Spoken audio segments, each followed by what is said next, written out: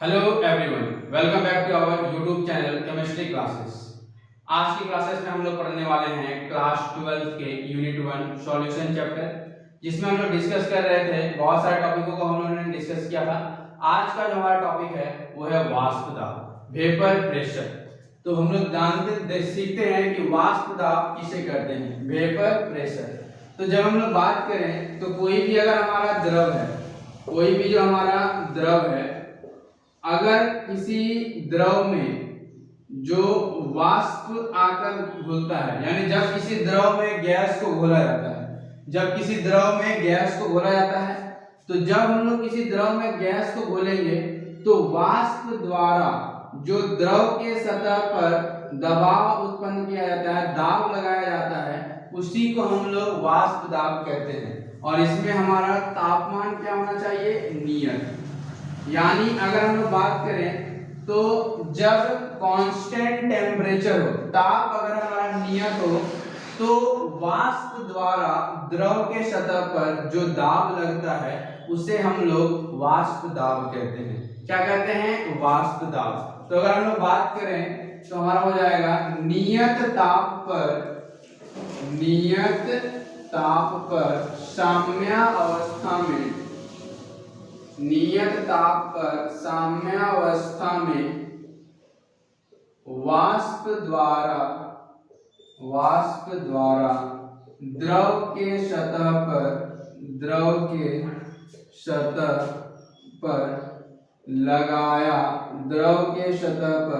लगाया गया दाब वाष्प दाब कहलाता है, वाष्प दाब कहलाता है। तो अगर हम लोग बात करें कि वाष्प दाब किसे कहते हैं, वाष्प दाब किसे कहते हैं, तो जब कोई हमारा द्रव होगा,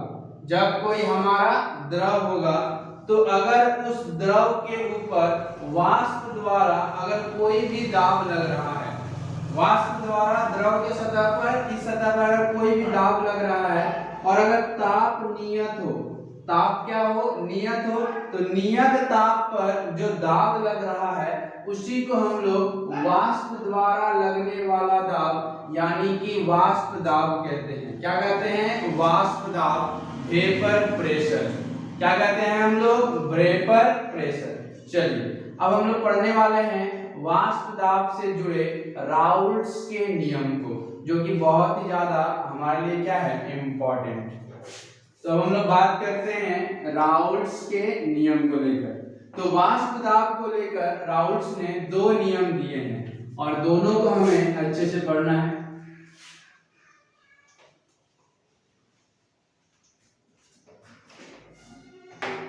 तो बात करते हैं हम लोग अब राउल्ट्स के नियम की, राउल्ट्स लॉ यानी राउल्ट्स का नियम।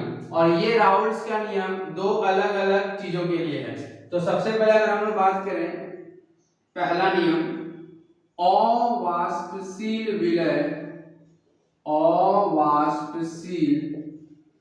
विलय से बने द्विअंगीय विलयन का वाष्प दाब। यानी पहला जो राउल्ट्स के नियम को लेकर हमारा लॉ है वो अवाष्पशील विलय को लेकर है। यानी अगर हम लोग विलय की प्रकृति की बात करें तो विलय की प्रकृति है अवाष्पशील। यानी जब कोई विलयन में हम लोग विलय को घोल रहे हैं, जब किसी विलायक में विलय को घोल रहे हैं, तो जब किसी विलायक में विलय को घोलेंगे तो जो विलय है उसकी प्रकृति रहेगी अवाष्पशील, यानी वो वाष्प के रूप में परिवर्तित नहीं होने वाला होगा।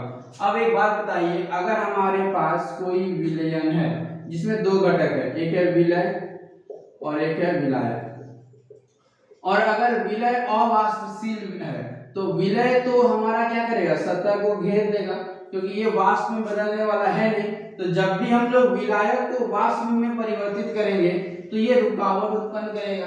क्यों रुकावट उत्पन्न करेगा, क्योंकि हमारे पास कोई विलायक है, हमें उसे वाष्प के रूप में बदलना है, हम उसे हीट दे रहे हैं। क्या दे रहे हैं? हीट दे रहे हैं। तो विलय क्या करेगा? ये तो अवाष्पशील विलय है, तो ये आकर सतह को घेर लेगा, तो विलायक को कठिनाई होगी वाष्प के रूप में परिवर्तित होने से। यानी कि जब हमारा विलय अवाष्पशील होता है तो विलायक के ऊपर वाष्प दाब लगता है। विलायक के ऊपर क्या लगता है? वाष्प दाब। इसी को हम लोग लिखने वाले हैं डेफिनेशन के रूप में। तो एक बार मैं इसे रफ कर देता हूं। तो हम लोग बात करते हैं इसके सबसे पहले डेफिनेशन को लेकर कि अवाष्पशील विलय से बने द्विअंगीय विलयन का वाष्प दाब का क्या काम है। तो हम लोग बात करें, जब किसी विलायक में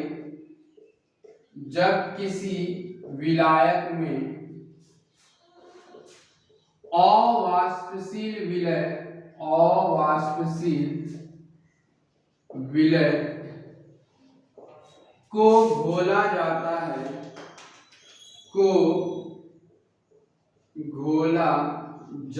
है तो विलयन के वाष्प दाब में कमी आ जाती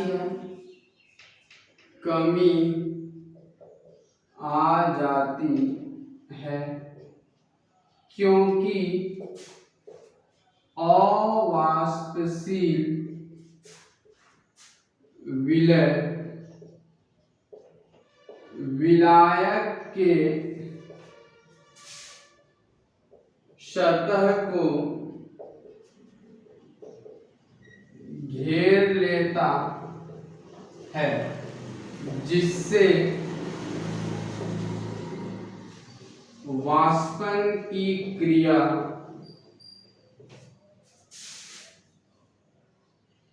धीमी हो जाती है। तो अब हम लोग सबसे पहले बात करते हैं डेफिनेशन की। तो राउल्स का नियम क्या कहता है कि जब किसी विलायक में अवाष्पशील विलय को घोला जाता है, तो इसको घोलने पर विलयन के वाष्प दाब में कमी आ जाती है। विलयन के वाष्प दाब में क्या आ जाती है? कमी। क्यों कमी आती है? क्योंकि जो अवाष्पशील विलय है वो विलायक के सतह को घेर लेगा, और जब घेर लेगा तो वाष्पन की क्रिया धीमी हो जाएगी। किस प्रकार? फिगर से समझते हैं। जैसे हमारे पास एक विलायक है, अब इसमें घुला है अवाष्पशील विलय प्लस विलायक। तो जब हम इसको गर्म करेंगे तो अगर विलायक वाष्प में परिवर्तित होना चाहेगा तो विलय तो वाष्प में परिवर्तित नहीं होगा, तो विलय आकर सतह के ऊपर घेर लेगा। अब कोई भी विलायक जो वाष्प के रूप में परिवर्तित होने जाएगा तो ये इस पे दबाव बनाएगा, तो वाष्पन की क्रिया क्या होगी? वाष्प बनने की क्रिया धीमी हो जाएगी। इसीलिए कहा जा रहा है कि विलयन के वाष्प दाब में ये क्या उत्पन्न कर देगा? कमी उत्पन्न कर देगा। क्या उत्पन्न कर देगा? कमी। तो जब अवाष्पशील विलय को विलायक में घोला जाता है तो विलयन के वाष्प दाब में क्या आता है? कमी आता है। क्लियर? और उसके साथ साथ क्या होता है? वाष्पन की क्रिया भी धीमी हो जाती है। तो अब हम लोग बात करते हैं राउल्ट्स के नियम की। इसके ऊपर किसके नियम की? राउल्ट्स के नियम की।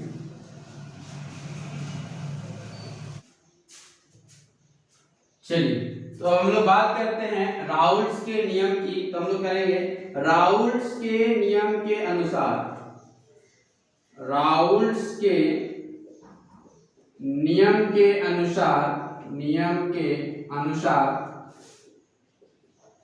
किसी घटक का वाष्प दाब उसके मोल प्रभाज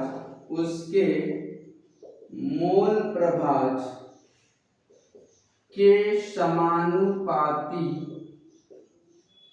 होता है।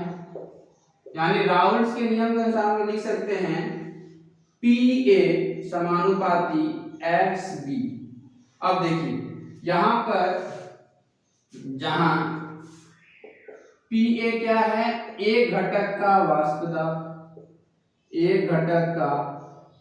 दाब यानी विलय का वाष्प दाब, और हमारा XB क्या है? विलायक का मोल प्रभाज। तो अगर हम बात करें राउल्ट्स के नियम की, Pa एक घटक का वाष्प दाब, एक घटक का वाष्प दाब, Xb बी घटक का मोल प्रभाज। तो राउल्ट्स का नियम कहता है कि किसी घटक का जो वाष्प दाब होता है वो समानुपाती होता है उस घटक के मोल प्रभाज के। किसके समानुपाती होता है? घटक के मोल प्रभाज के। यानी Pa समानुपाती हमारा क्या हो गया? Xb। क्या हो गया? Xb। अब अगर हम लोग इसी को बात करें, इसके आगे के स्टेज को देखें,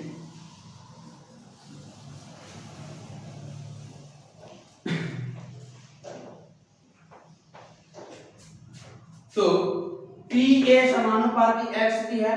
अगर अवाष्पशील विलय, कैसा विलय है? अवाष्पशील विलय। तो अवाष्पशील विलय के लिए अगर हम लोग बात करें तो जो घटक का वाष्प दाब होगा Ps या फिर Pa वो समानुपाती होगा Xb के। किसके समानुपाती होगा? Xb के।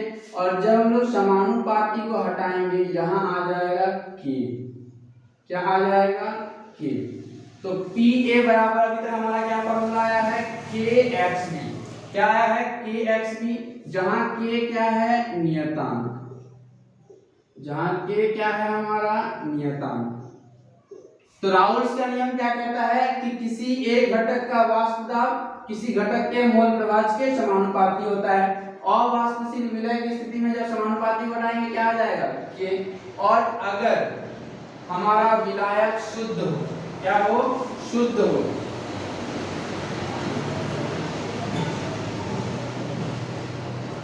तो बात करें तो शुद्ध विलायक की स्थिति में, शुद्ध विलायक के स्थिति में, शुद्ध विलायक के स्थिति में Pa के जगह पर हम लोग लिखेंगे P0A। शुद्ध विलायक का ये स्थिति है P0A इज इक्वल टू, अगर हम लोग बात करें यहाँ पर क्या है? K इंटू Xb के जगह पर 1 आएगा। क्यों? शुद्ध विलायक की स्थिति में हमारा मोल प्रभाज एक होता है, इकाई। मोल प्रभाज इकाई होता है। अगर हम लोग बात करें तो हमारे पास अगर शुद्ध विलायक है तो शुद्ध विलायक की स्थिति में मोल प्रभाज क्या होता है? इकाई। तो P0A बराबर क्या आ गया हमारा? K। अब हम लोग K के मान को यहाँ पर रख देंगे। कहाँ पर? समीकरण 1 में। तो समीकरण 1 से अगर हम लोग बात करें तो Pa बराबर K जगह क्या आ जाएगा? P0A into Xb। अब P0A क्या है? शुद्ध विलायक का वाष्प दाब।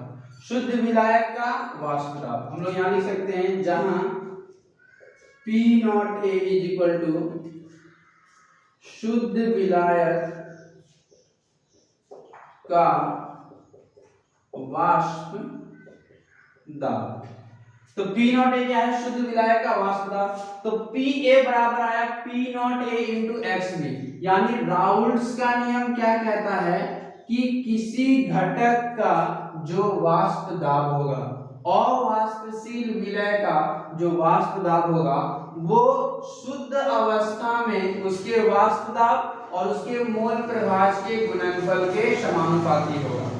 राउल्ट्स का नियम क्या कहता है कि किसी अवाष्पशील विलय का वाष्प दाब शुद्ध विलायक के वाष्प दाब और उसके मोल प्रभाज के घटक के समानुपाती होता है। यानी फाइनल अगर हम लोग राउल्ट्स के नियम को लिखेंगे तो इसके नीचे हमें डेफिनेशन लिखना है बस। चलिए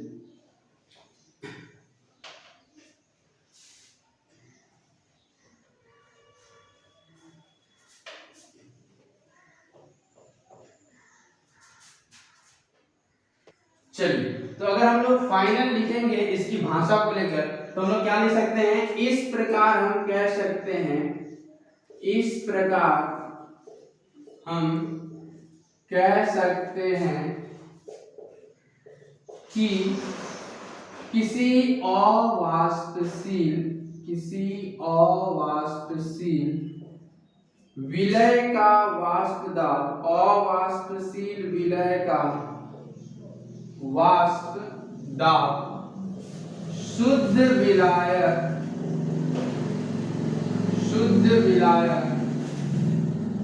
के वाष्प दाब तथा उसके मोल प्रभाज का गुणज होता है। तो अगर हम लोग बात करें तो राउल्ट्स का नियम अवाष्पशील विलय के लिए, अवाष्पशील विलय से बने द्विअंगी विलयन के लिए राउल्ट्स का नियम क्या है? तो जब किसी अवाष्पशील विलय का जो वाष्प दाब होता है, किसी अवाष्पशील विलय का वाष्प दाब शुद्ध विलायक के वाष्प दाब P0A और उसके मोल प्रभाज XB के गुणज के क्या होता है? बराबर। और यही हमारा फाइनल क्या है? राउल्ट्स का फर्स्ट लॉ, राउल्ट्स का फर्स्ट लॉ जो कि है अवाष्पशील विलय के लिए। तो आज के सेशन में हम लोगों ने राउल्ट्स के फर्स्ट लॉ को अच्छे से देखा है। नेक्स्ट सेशन में हम लोग राउल्ट्स के सेकेंड लॉ को डिस्कस करेंगे। मिलते हैं नेक्स्ट सेशन में। धन्यवाद।